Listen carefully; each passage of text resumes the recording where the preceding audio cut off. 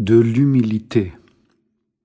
De nos jours, peu de starets connaissent l'amour du Seigneur pour nous, connaissent la lutte avec les ennemis et savent que pour les vaincre, il faut avoir l'humilité du Christ. Le Seigneur aime à tel point l'homme qu'il lui accorde les dons du Saint-Esprit. Mais jusqu'à ce que l'âme ait appris à garder la grâce, elle passe par de nombreux tourments. C'est un grand bien que d'apprendre l'humilité du Christ. Elle rend la vie facile et heureuse, et tout devient doux pour le cœur. Ce n'est qu'aux humbles que le Seigneur se révèle par le Saint-Esprit. Mais si nous ne nous humilions pas, nous ne verrons pas Dieu. L'humilité est la lumière dans laquelle nous pouvons voir la lumière, Dieu, comme le chante l'Église. Dans ta lumière, nous verrons la lumière.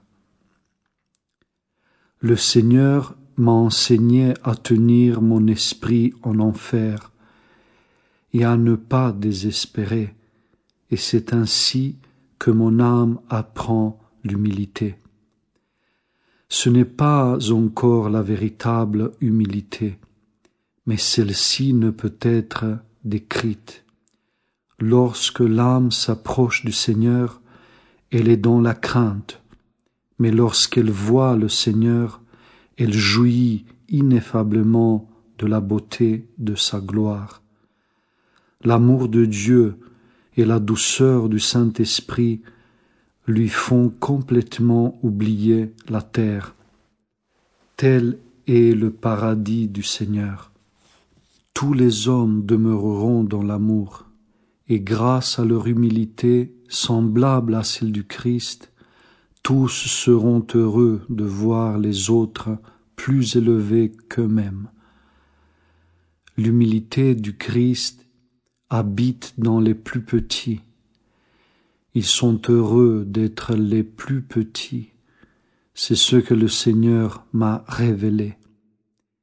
Oh, priez pour moi, tous les saints, pour que mon âme apprenne l'humilité du Christ. Mon âme a soif d'elle, mais ne peut l'atteindre, et je la cherche en pleurant comme un petit enfant qui a perdu sa mère. Où es-tu, Seigneur? Tu t'es caché de mon âme, et je te cherche avec des larmes. Seigneur, donne-moi la force de m'humilier devant ta grandeur. Seigneur, à toi appartient la gloire dans les cieux et sur la terre, mais à moi, à ta fragile créature, donne ton humble Esprit Saint.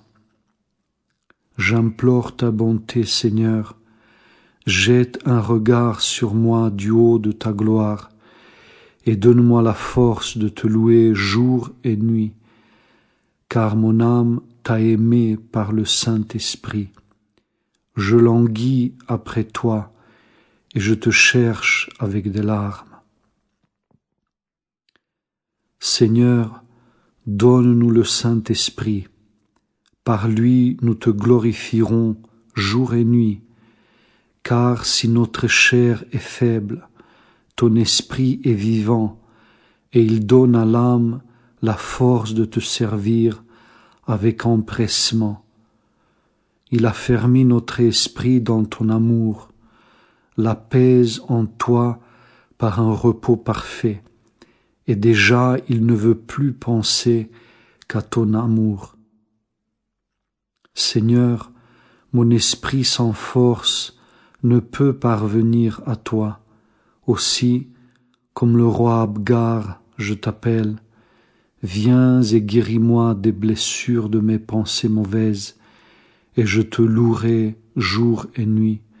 Je t'annoncerai aux hommes, pour que toutes les nations sachent que toi, Seigneur, tu accomplis des miracles comme autrefois, que tu pardonnes les péchés, que tu sanctifies et donnes la vie.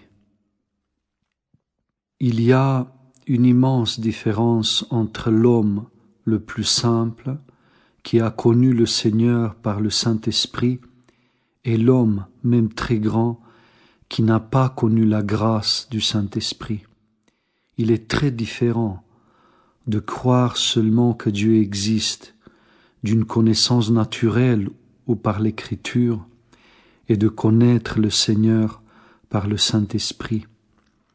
L'esprit de celui qui a connu Dieu par le Saint-Esprit brûle jour et nuit d'amour pour Dieu, et son âme ne peut s'attacher à ce qui est de la terre. L'âme qui n'a pas éprouvé la douceur du Saint-Esprit trouve son plaisir dans la vanité et la gloire de ce monde, dans les richesses ou dans la puissance.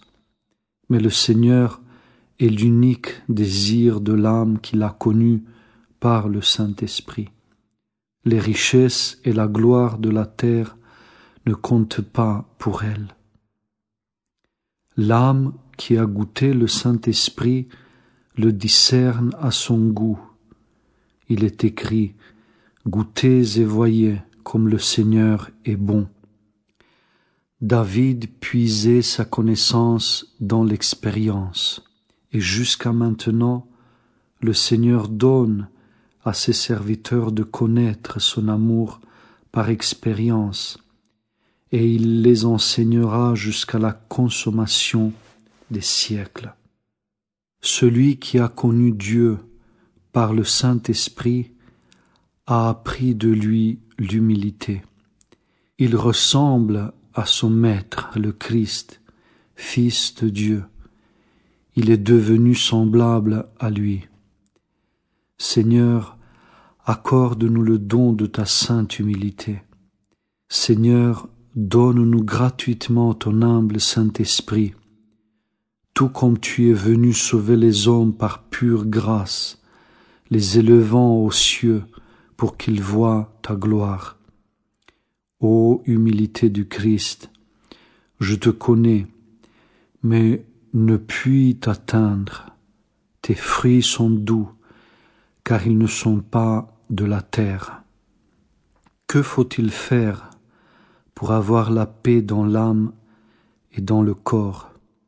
Pour cela, il faut aimer tous les hommes comme soi-même et être à toute heure prêt à mourir. Quand l'âme se souvient de la mort, elle devient humble, se livre tout entière à la volonté de Dieu et désire être en paix avec tous et aimer tous les hommes. Quand la paix du Christ entre dans une âme, elle est joyeuse d'être assise comme Job sur un fumier et de voir les autres dans la gloire.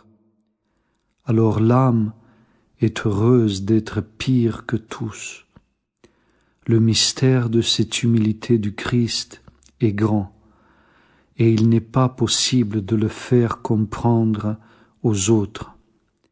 Par amour, l'âme souhaite pour chaque homme plus de bien que pour elle-même, et elle se réjouit lorsqu'elle voit les autres dans une meilleure situation qu'elle-même, mais elle s'afflige lorsqu'elle les voit souffrir. Ô, priez pour moi, tous les saints et tous les peuples, que la sainte humilité du Christ descende sur moi. Seigneur, corrige-nous, comme une mère très tendre corrige ses petits enfants. Donne à chaque âme de connaître la joie de ta venue et la force de ton secours. Accorde la fraîcheur aux âmes souffrantes de ton peuple et apprends-nous à te connaître par le Saint-Esprit. L'homme se tourmente sur terre, Seigneur, et ne peut fixer en toi son esprit parce qu'il ne te connaît pas, ni toi, ni ta bonté. notre esprit est obscurci par les soucis du monde, et nous ne pouvons saisir la plénitude de ton amour. Éclaire-nous. À ta miséricorde tout est possible. Tu as dit dans le Saint-Évangile que les morts entendront la voix du Fils de Dieu et qu'ils ressusciteront. Fais maintenant que nos âmes mortes entendent ta voix et revivent dans la joie. Seigneur, dis au monde, vos péchés vous ont pardonnés à tous, et ils seront pardonnés. Sanctifie-nous, Seigneur, et tous seront sanctifiés par l'Esprit Saint. Tous les peuples de la terre te glorifieront, et ta volonté sera faite sur la terre comme au ciel, car toute puissance t'a été donnée. L'orgueilleux craint les reproches, mais l'humble nullement. Celui qui a atteint l'humilité du Christ désire constamment se faire des reproches à lui-même. Il accepte avec joie les injures, mais s'afflige lorsqu'on le loue. Mais ce n'est encore que le début de l'humilité. Lorsque l'âme connaît par le Saint-Esprit combien le Seigneur est humble et doux, elle se considère elle-même comme la pire de toutes. Elle est heureuse de voir les hommes dans le Saint-Esprit rayonnants et semblables au Christ. Mon âme languit après toi, Seigneur. Tu m'as caché ton visage et je suis dans le trouble. Et de nouveau mon âme désire en mourir te voir, car tu l'as attiré. Si tu ne m'avais pas attiré par ta grâce, je ne pourrais pas ainsi languir après toi, ni te chercher tout en larmes. Celui qui n'a pas connu et qui n'a pas perdu, comment chercherait-il et que chercherait-il? Vivant dans le monde, je pensais à toi, mais pas continuellement. Maintenant, mon esprit brûle jusqu'aux larmes du désir de te voir, ô toi, ma lumière. Tu m'as instruit par ta miséricorde. Tu t'es caché de moi pour que mon âme apprenne l'humilité, car sans humilité, on ne peut pas garder la grâce, et un lourd abattement s'empare de l'âme. Mais lorsque l'âme est devenue humble, alors ni abattement, ni tristesse ne s'approchent d'elle, car l'Esprit divin la remplit de joie et d'allégresse. J'ai pitié de ces hommes malheureux qui ne connaissent pas Dieu. Ils sont fiers parce qu'ils sont arrivés à voler. En cela, il n'y a rien d'étonnant. Les oiseaux aussi volent et ils glorifient Dieu. Mais l'homme, créature de Dieu, abandonne son Créateur. Et toi, songe un peu comment tu te tiendras devant Dieu au jugement dernier. Où pourras-tu fuir pour te cacher loin de la face de Dieu? Je prie instamment Dieu pour vous, afin que vous soyez tous sauvés, que vous soyez éternellement dans la joie avec les anges et les saints. Je vous en supplie, repentez-vous et humiliez-vous, réjouissez le Seigneur qui vous attend avec désir et tendresse.